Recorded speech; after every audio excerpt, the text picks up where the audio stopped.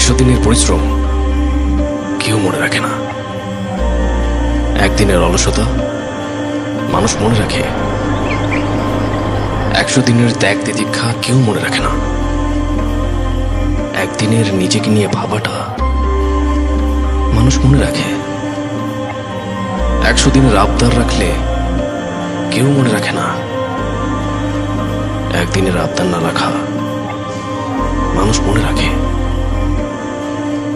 100 দিনের ভালো ব্যবহার কেউ মনে রাখে না।